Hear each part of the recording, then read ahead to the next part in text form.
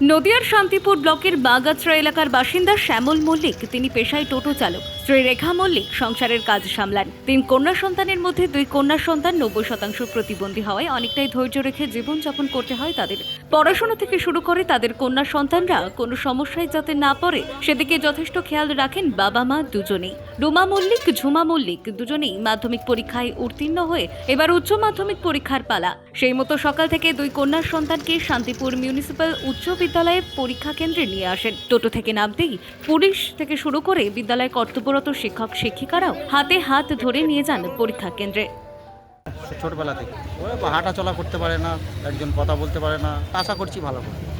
তবে সরকারি সুযোগ সুবিধা পেলেও এখনও কাটছে না আর্থিক অনটন। পেশায় টোটো চালক হয়ে সারাদিনে যার রোজগার হয় তা দিয়ে কোনো রকমের সংসার চালাতে হিমশিম খেতে হয় তাকে। উচ্চ মাধ্যমিক পরীক্ষার প্রথম দিনই বাবা শ্যামল মল্লিক ও মা রেখা মল্লিকের চোখে রয়েছে স্বপ্ন। উচ্চ মাধ্যমিক পরীক্ষায় 2 সন্তানই উত্তীর্ণ হবে বলে আশাবাদী তারা। নদিয়া থেকে অরিন্দম চক্রবর্তীর রিপোর্ট, টাইমলেস ডেপিকশন নিউজ।